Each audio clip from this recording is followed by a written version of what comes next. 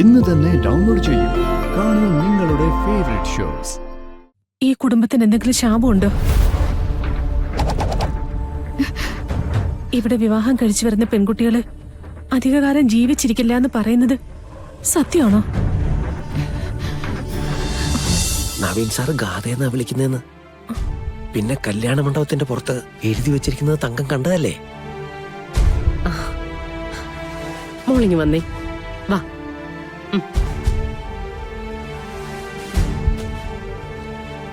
അമ്മയ്ക്ക് അന്നെന്തോ അസുഖമാണെന്ന് പറഞ്ഞിരുന്നല്ലോ, അതൊക്കെ ഭേദമായോ? കുഴപ്പമില്ല മോനെ.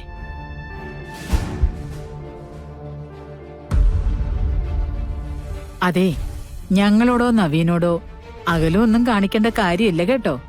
ഞാൻ പറഞ്ഞില്ലേ, സ്വന്തമായിട്ട് തന്നെ കണ്ടോളാൻ. ഇടയ്ക്കിടയ്ക്ക് അമ്മ ഒന്ന് മാഡത്തിന്റെ കൂടെ 1-2 ദിവസം വന്ന് നിന്ന് പൊക്കൂടെ? അമ്മയല്ലേ? തങ്കേച്ചി പെട്ടെന്നൊരിടത്തും അങ്ങനെ മാറി നിൽക്കില്ല. പണ്ട് മുതലുള്ള ശീലം അതാ. മറ്റുള്ളവർക്ക് ഒരു ബുദ്ധിമുട്ടാവരുതല്ലോ, അങ്ങനെ ചിന്തിക്കുന്നുണ്ട്.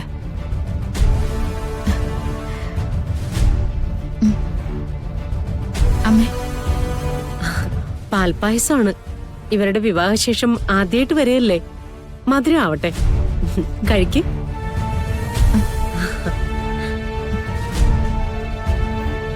നന്ദ, തിരുമേനി വിളിച്ചില്ലല്ലോ. അമ്മ എങ്ങനെങ്കിലും ഒന്ന് സമാധാനിപ്പിക്കണം മോളെ. ഇവിടുത്തെ കാര്യങ്ങൾ എന്തൊക്കെ അറിഞ്ഞിട്ടുണ്ട്. കഴിക്കുന്നേ. അമ്മ, ഞാൻ അമ്മയോട് കുറച്ച് സംസാരിച്ചോട്ടെ? അതിനെന്തിനാ മോളെ അനുവാദം ചോദിക്കുന്നത്? അമ്മയ്ക്കും മോക്കും മാറി നിന്ന് സംസാരിക്കണമെങ്കില് ആരുടെയെങ്കിലും അനുവാദം വേണോ? വിളിച്ചോണ്ട് പോ. അല്ലെങ്കിൽ തന്നെ സ്വന്തം അമ്മയേക്കാൾ സ്നേഹം ഗാഥയ്ക്ക് ഈ വളർത്തമ്മയോടല്ലേ?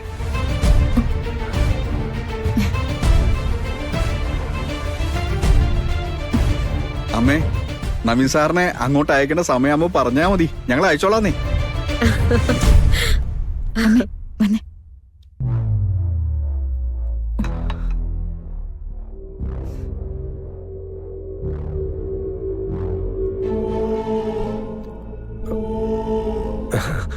അല്ല, തങ്കം പെട്ടെന്ന് പോരണമെന്ന് പറഞ്ഞപ്പോഴേ വേണ്ടാന്ന് പറയാൻ പറ്റിയില്ല.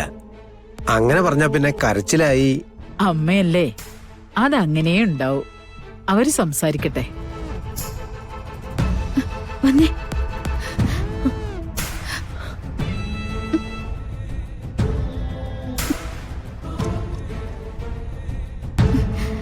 അമ്മേ, നവീൻ അമ്മയെ വളർത്തമ്മന്ന് വിളിച്ചപ്പോ എനിക്കത് കേട്ട് നിൽക്കേണ്ടി വന്നു. എന്റെ ഗതികേട് കൊണ്ട് അമ്മയത്. അമ്മയ്ക്ക് സങ്കടായോ? എന്റെ സങ്കടം ആ കാര്യത്തിലല്ല.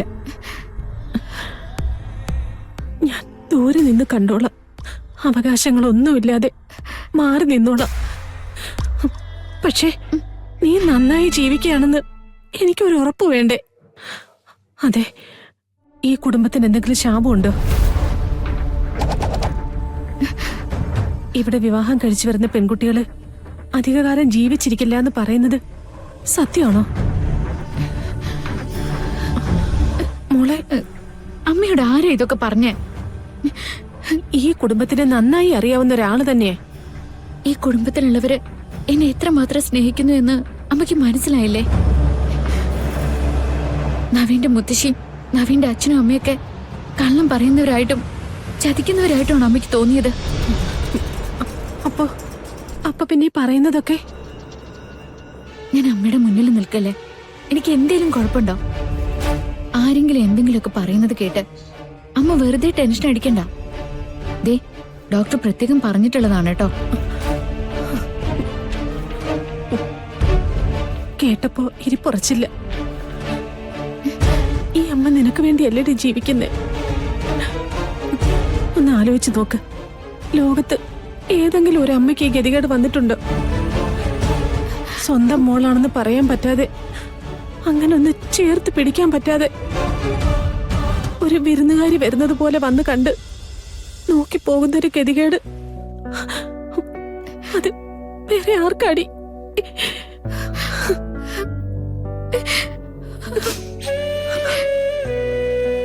അമ്മേ, എന്നും അങ്ങനെയൊന്നും ആയിരിക്കില്ലല്ലോ. എല്ലാം പിന്നീട് പറയാന്ന് ഞാൻ പറഞ്ഞതല്ലേ. നവീനെ പാവാണമ്മേ, നല്ല സ്നേഹാണ്. ഞാനേ എന്ത് പറഞ്ഞാലും കേക്കും. അമ്മയുടെ സങ്കടം ഞാൻ മാറ്റിത്തരാം. സത്യമായിട്ടും നിനക്ക് കുഴപ്പമൊന്നും ഇല്ലല്ലോ അല്ലേ? ഇല്ല അമ്മേ, ദേ ഇപ്പൊ തന്നെ നോക്കിയേ. എന്റെ ഐശ്വര്യത്തിന് വേണ്ടിയിട്ട് എന്തൊക്കെ പൂജകളാ ഇവിടെ നടക്കുന്നതെന്നറിയോ? അതിനുവേണ്ടി എല്ലാവരും എന്തെല്ലാം തയ്യാറെടുപ്പുകളാ നടത്തുന്നതെന്നറിയോ? അമ്മയുടെ മോളെ അത്രയധികം അവർക്ക് ഇഷ്ടമായതുകൊണ്ടല്ലേ. ഇഷ്ടമാണ്, വലിയ കാര്യമാണെന്നൊക്കെ അമ്മയ്ക്ക് മനസ്സിലായി. എന്നാലും ചങ്കിപ്പോഴും പിടയ്യ. പണ്ട് നമ്മള് കുട്ടനാട്ടില് താമസിക്കുമ്പോ അമ്മ കൂടെ കൂടെ പറയാറുള്ളൊരു കാര്യമില്ലേ, ഏറ്റവും അടുപ്പുള്ള ആളുകൾക്ക് പോലും നമ്മളൊരു വലിയ സ്ഥാനത്തെത്തുന്നത് സഹിക്കാൻ പറ്റില്ല എന്ന്. അത് തടയാൻ അവരെന്ത് മാർഗം സ്വീകരിക്കുമെന്ന്. ഇതൊക്കെ അങ്ങനെയല്ലേ അമ്മേ? അമ്മയെ പോലെ ഒരാളുടെ മോള് ഇത്രയും സമ്പന്നമായൊരു കുടുംബത്തിലേക്ക് വന്നു എന്ന് പറയുമ്പോ കേൾക്കുന്ന ആൾക്കാർക്ക് അത് സഹിക്കോ? അപ്പൊ പിന്നെ അവർ കഥകൾ ഉണ്ടാക്കി പറയും, പേടിപ്പിക്കും. എന്തിനാ? അതൊക്കെ പറഞ്ഞ് അമ്മ ഇവിടെ വന്ന് ബഹളം വെക്കണം. അതിന്റെ പേരില് എന്നെ ഇവിടുന്ന് ഇറക്കി വിടണം. അത്രേ ഉള്ളൂ പറയുന്നവരുടെ ഉദ്ദേശം. എന്തായാലും വരാൻ തോന്നിയത് കാര്യമായി. എല്ലാം നേരിൽ കണ്ട് ബോധ്യപ്പെട്ടല്ലോ. ഇനി അമ്മ പോവാ മോളെ. എല്ലാവരോടും ഒന്ന് യാത്ര പറഞ്ഞിട്ട് അമ്മ ഇറങ്ങുക. എപ്പോഴും പ്രാർത്ഥിക്കണം കേട്ടോ. എന്താപത്തുണ്ടെങ്കിലും നാഗത്താന്മാരത് നീക്കിത്തരും. നോക്ക്, എപ്പോഴും അത് ഓർമ്മ വേണം കേട്ടോ. മോളെ,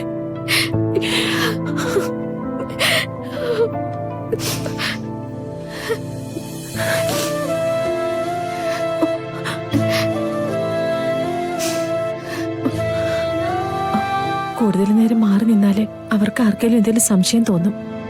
ആ, മോള് വാ. വാ.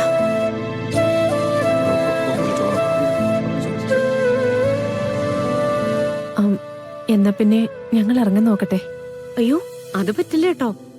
വന്ന നിലയ്ക്ക് ഒരു നേരത്തെ ഭക്ഷണമൊക്കെ കഴിച്ച് സമാധാനായിട്ട് ഇറങ്ങിയാ മതി. അല്ല, പോയേ പറ്റൂ.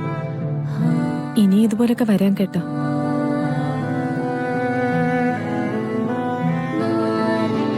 മോൻ മോളെയും കൂട്ടി അമ്മയുടെ അടുത്തേക്ക് വരുമോ?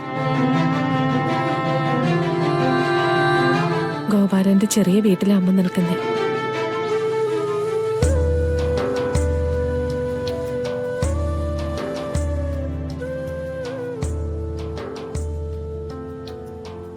അതിനെന്താ അമ്മേ, വീടിന്റെ വലിപ്പമല്ലല്ലോ, അമ്മയുടെ സ്നേഹത്തിന്റെ വലിപ്പമല്ലേ നോക്കേണ്ടത്.